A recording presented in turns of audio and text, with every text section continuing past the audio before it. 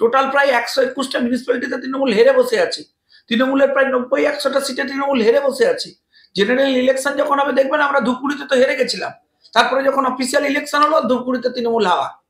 ফলে আপনাকে বুঝতে হবে এইসব রেজাল্ট থেকে কিছু বোঝা যায় না। আমি তো দেখলাম একজন আন্দোলনের মুখ, সে লোহার বিজ্ঞাপন করছে, সিনেমায় তার একটা সুযোগ হয়েছে। আরেকজন আন্দোলনের মুখ অভিনেত্রী, সে দেখলাম একটা রিয়েলিটি শো পেয়ে গেছে একটা চ্যানেলে।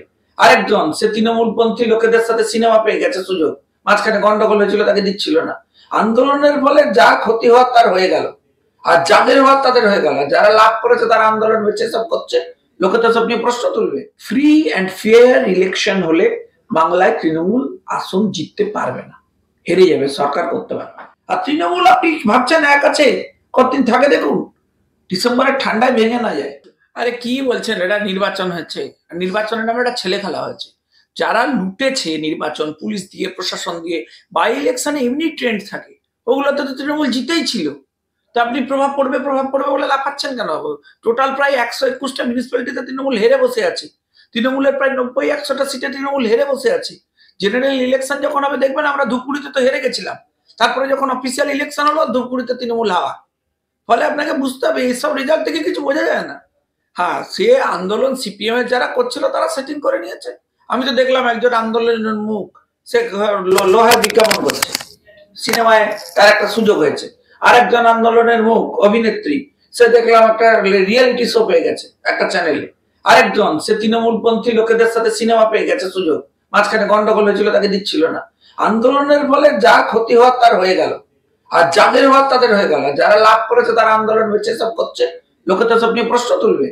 ফলে সিপিএম চিরকালই আন্দোলন নিজেদের রাজনৈতিক স্বার্থে ব্যবহার করেছে, আর তাদের মধ্যে যারা মাওয়িস্ট সিপিএম যেগুলো যে কটা আছে তারা সব করেছে।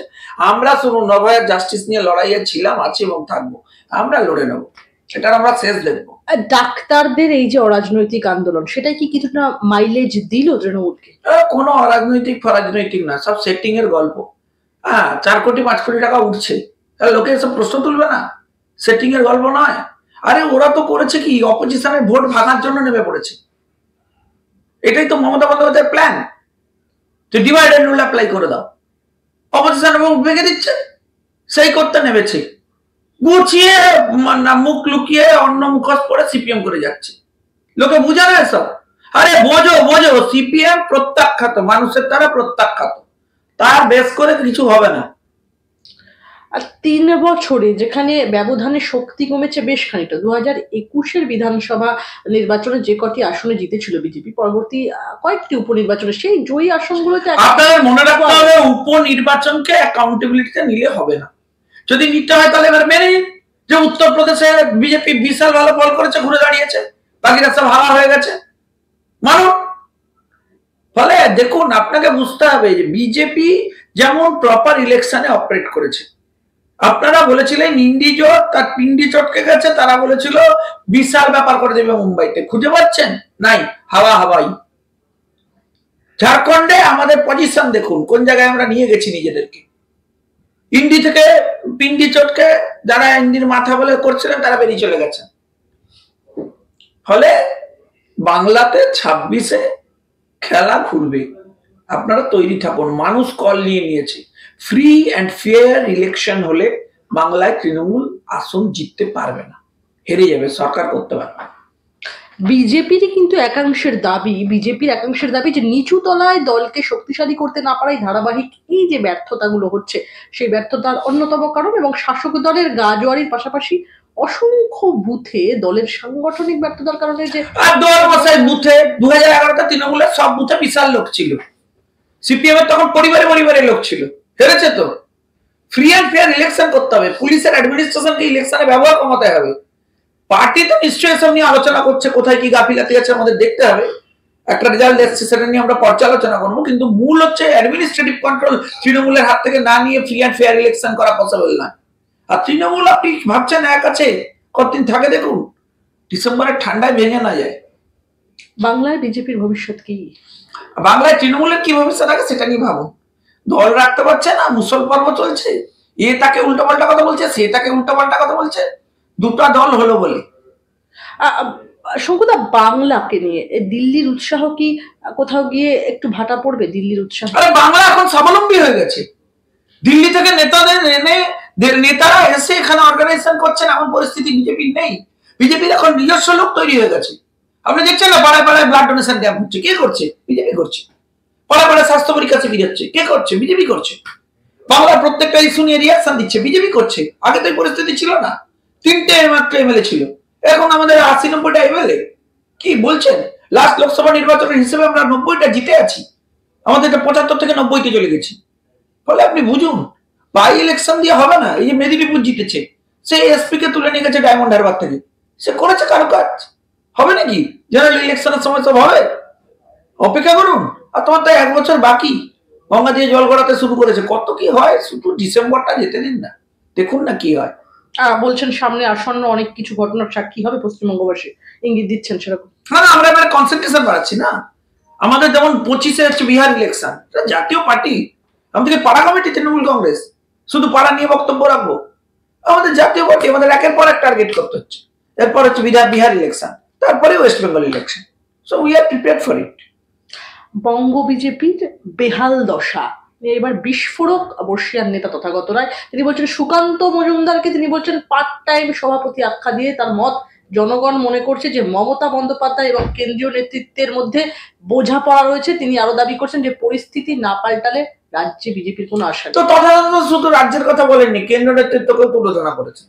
তথাদা এখন তথাদার কথা বলেছেন, তার মতো বিদ্বান লোকের বক্তব্যের উপর মন্তব্য করার ধৃষ্টতা আমার নেই, আমার ক্ষমতা নেই, আর আমায় মার্জনা করবেন। আমার মুখপাত্র হিসেবে দলে এখতিয়ার আছে, সব ব্যাপারে কথা বলতে পারবো না। এর থেকে বেশি কিছু বললে দল থেকে বের করে দেবে। আমি তো জানি দলের নিয়ম শৃঙ্খলা মেনে কথা বলতে হয়, কতটা বলতে পারবো আর কতটা বলতে পারবো না। এর থেকে বেশি বললে দল বের করে দিবে, তখন আপনি দায়িত্ব নেবেন। শঙ্কুদা, একটা কথা তো বলতেই হয়, তথাগত রায় বলছেন যে পশ্চিমবঙ্গে যদি তৃণমূলের বিরুদ্ধে পাল্টা আখ্যান তৈরি না হলে মমতা বন্দ্যোপাধ্যায় চিরকাল পশ্চিমবঙ্গ শাসন করবে। চিরকাল পৃথিবীতে কেউ থাকেন না, ওনার মতো বর্ষিয়ান পলিটিশিয়ানের এটা বোঝা উচিত। সিপিএম চিরকাল থাকলো না, 34 বছর পর চলে যেতে হলো কালের নিয়মে। এখানেও যেতে হবে, আর যাওয়ার সময় এসে গেছে। মানুষ বুঝতে শুরু করেছেন, মানুষই কল নেবেন, মানুষই এটা করবেন। আমরা তাতে একটুখানি হয়তো সাপোর্ট করব বা আমরা ভূমিকা নেব, এইটুকু আমরা করব। বিরোধী দলনেতা হিসেবে শুভেন্দু দা পারফর্ম করছেন, তো যথেষ্ট ভালো করছেন। সুকান্ত দার লেভেলে যথেষ্ট ভালো কাজ করছেন। এই কম্বিনেশন এফেক্ট করবেই। By election is not a factor, এটা জাজমেন্টাল হওয়ার কোনো মানে হয় না এটার উপর। শঙ্কুদা, শুভেন্দু অধিকারী একমাত্র চয়েস বলছেন তথাগত রায়, দলে বাকি যারা রয়েছেন তাদের বেশিরভাগেরই বয়স হয়ে গিয়েছে। এটা তথাগত তার ওপিনিয়ন, এই ব্যাপারে যা সিদ্ধান্ত নেওয়ার দল নেবে। আমাদের দলের অনুশাসন রয়েছে, দল যাকে সিদ্ধান্ত নিয়ে যাকে সঠিক মনে করবে তাকেই দেবে। এখানে শুনুন, ইন্ডিভিজুয়ালিজমের উপরে ভারতীয় জনতা পার্টি চলে না, এখানে প্রতীক ইম্পর্টেন্ট। দলের একটা নিয়ম, একটা প্রশাসনিক ব্যাপার রয়েছে, সেই মতো দল যাকে বলবে। দল যদি বলে কালকে ইট কার বালি পাথরে মোবাইলটা নেতা, তাহলে মোবাইলের নেতা। আমরা দলের জন্য আছি। আমার আরেকটা প্রশ্ন তথাগত রায়ের একটা পোস্ট নিয়ে, আমি এই প্রশ্নটা রাখবো আপনার সামনে। সেটা তথাগত রায় লিখছেন যে অভিষেক বন্দ্যোপাধ্যায়ের বিরুদ্ধে স্পষ্টভাবে প্রমাণিত মামলার মুখে নিষ্ক্রিয়তার জন্য জনগণ মনে করছে যে মমতা বন্দ্যোপাধ্যায় এবং কেন্দ্রীয় নেতৃত্বের মধ্যে বোঝাপড়া রয়েছে। এটা না পাল্টালে রাজ্যে বিজেপির ওপর কোনো আশা নেই। মমতা এটা কোথায় লিখছেন উনি? সোশ্যাল মিডিয়াতে। ওরা সোশ্যাল মিডিয়া না লিখে ব্যাপারটা কেন্দ্র জানান। আমার মনে হয় ওনার এই সমস্ত বক্তব্য সোশ্যাল মিডিয়া তো আর দলীয় বিষয় কমিউনিকেট করার জায়গা নয়। ওনার মতো সিনিয়র বর্ষিয়ান নেতার কাছে আমি এইটুকু আশা করবো, ওনার একাধিক কমিউনিকেশনের জায়গা রয়েছে, ওনার একসেপ্টেবিলিটি রয়েছে পার্টিতে।